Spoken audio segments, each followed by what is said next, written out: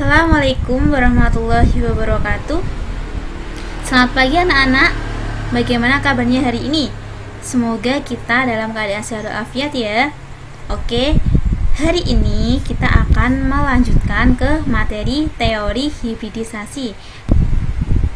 Jadi teori hibridisasi ini dapat digunakan juga untuk meramalkan bentuk molekul, di samping menggunakan teori VSEPR yang minggu lalu kita sudah pelajari. Nah, tentunya kalian masih ingat kan bentuk-bentuk molekul pada minggu lalu? Ada linier, kemudian trigonal planar, ada tetrahedral, kemudian trigonal bipiramidal, oktahedral, dan lain-lain. Nah, jadi masing-masing molekul itu mempunyai bentuk molekul yang berbeda-beda. Nah, selanjutnya kita akan masuk ke teori hibridisasi. Jadi, apa itu teori hibridisasi? Nah, jadi teori hibridisasi itu merupakan peleburan orbital-orbital dari tingkat energi yang berbeda menjadi orbital-orbital yang setingkat. Nah, jadi jumlah orbital hibrida yang digunakan itu sama dengan jumlah orbital yang terlibat pada hibridisasi tersebut. Nah, di sini kita bisa tahu jenis-jenis orbital hibridisasi. Nah, di sini ada orbital hibridisasi sp, itu nanti bentuknya bisa linier, kemudian ada sp2, itu nanti bisa trigonal planar, itu berarti punya 3 orbital ya. Terus sp3 itu bisa tetrahedral ya. Kemudian sp3d itu bisa trigonal bipiramidal. Kemudian ada sp3d2 itu bisa oktahedral.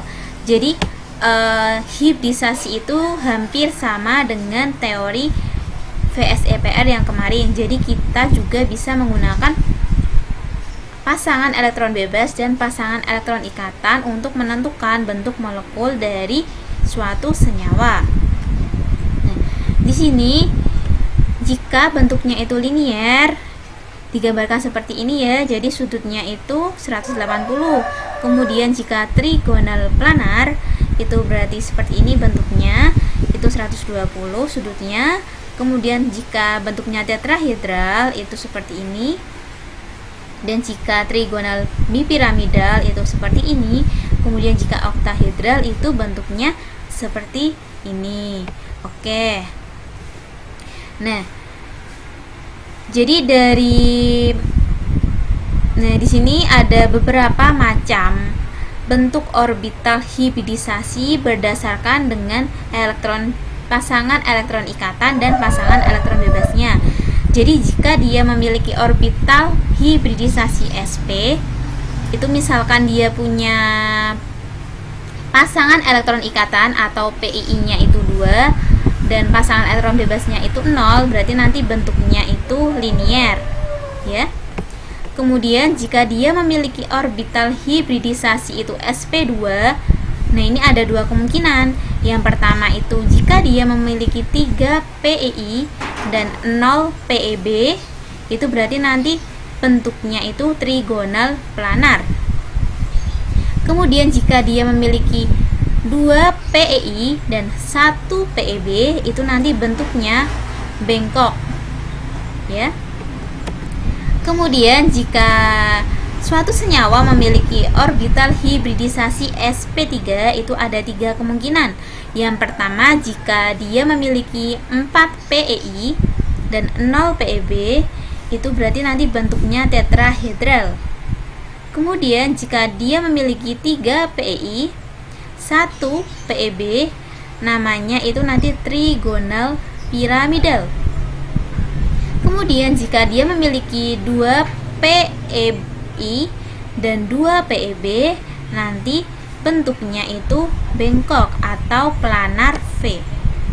Nah, selanjutnya jika dia memiliki orbital hibridisasi sp3d, berarti jika dia memiliki 5 PEI 0 PEB, namanya trigonal bipiramidal.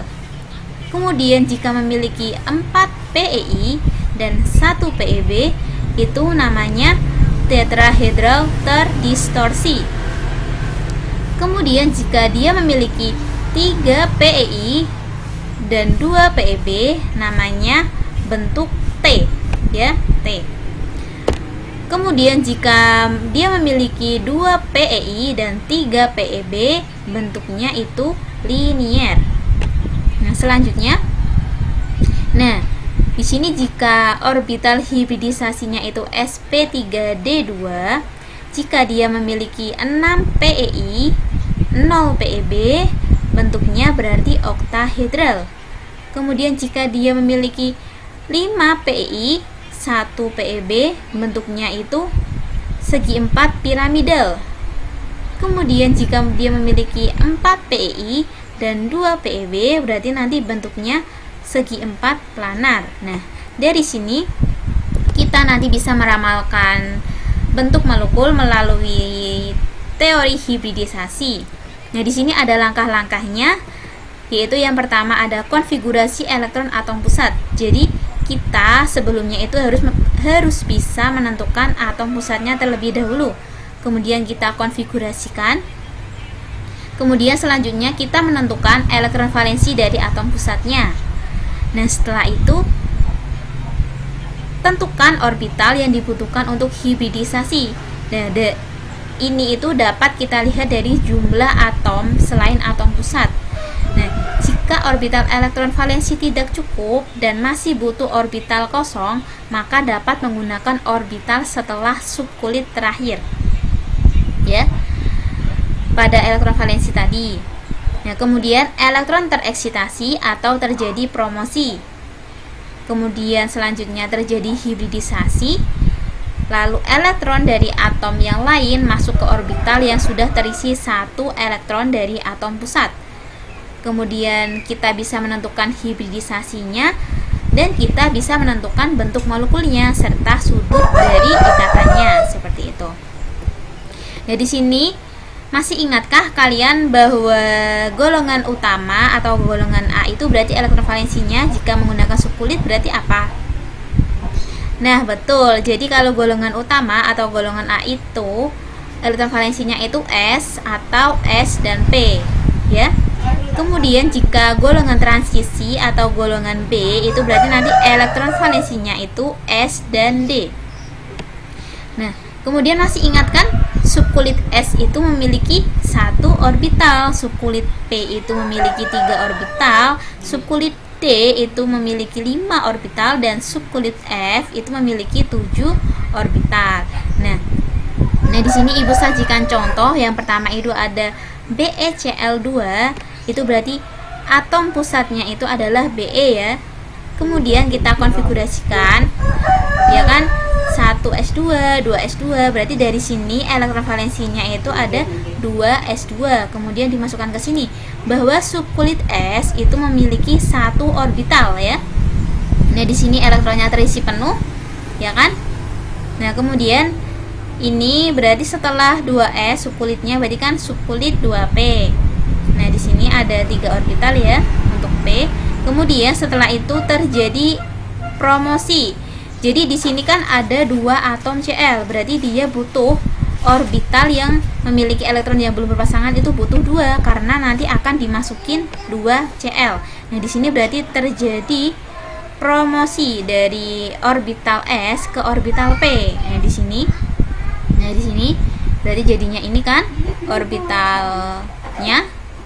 Nah, kemudian atom dari Cl ini akan elektronnya itu akan masuk masing-masing di orbitalnya, orbital yang elektronnya belum terisi penuh.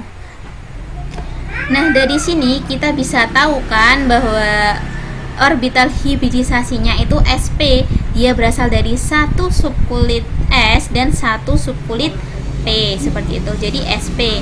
Nah, karena di sini dia elektronnya itu berpasangan, di sini kan pasangan elektron ikatannya itu ada 2, ya. Ini 1, 2. Makanya dia tidak punya PeB kan? Nah, jadi bisa disimpulkan bahwa orbital hibridisasinya itu sp. Jadi bentuknya itu linier seperti itu. Nah, ini sudutnya itu 180 derajat. Nah, selanjutnya contoh yang kedua itu Ibu menggunakan senyawa H2O. Nah, di sini berarti atom pusatnya itu adalah O. Nah, ini kemudian dikonfigurasikan seperti ini. Kemudian elektron valensinya itu ini ya, elektron valensinya. Nah, kemudian dituliskan di sini, ya kan? Kemudian dari sini, karena di sini berarti nanti terjadi hibridisasi ya, berarti satu orbital S dan 3 orbital P-nya itu nanti tingkat energinya setara atau terjadi peleburan. Kemudian di sini kan ada 2 atom H. Nah, di sini ada 2 orbital yang memiliki elektron yang belum berpasangan, berarti dia tidak terjadi promosi karena sudah cukup ya untuk dimasukin atom H-nya. Di sini hanya masuk ke sini, kemudian ini hanya masuk ke sini. Nah, kemudian dari kita dapat mengetahui orbital hibridisasinya itu dari 1 orbital S dan 3 orbital P, maka hibridisasinya itu ada sp3. Nah, di sini karena ada dia memiliki 2 PEI, PEI-nya ini ya yang berbeda warnanya. Kemudian dan 2 PEB. Nah, tadi masih ingatkan bahwa hibridisasi sp3 itu ada beberapa kemungkinan. Nah, jadi karena dia memiliki 2 PEI dan 2 PEB, maka bentuknya adalah planar V. Jadi nanti disesuaikan ya. Nah, selanjutnya Ibu memiliki contoh PCl5. Nah, di sini berarti atom pusatnya adalah P. Dikonfigurasikan. Nah, berarti elektron valensinya itu ada 3s2 dan 3p3. Di sini dimasukkan ya. Kemudian elektron dari S berarti nanti dipromosikan ke subkulit D. Karena dia butuh 5 orbital untuk ditempatin atom C. Jadi orbitalnya itu belum memiliki elektron yang berpasangan. Nah, seperti ini. Kemudian ini kan sudah terhibridisasi nih. Dari 1 orbital S dan 3 orbital P, kemudian 1 orbital D. Nah, kemudian Cl-nya, elektronnya itu masuk ke masing-masing orbital.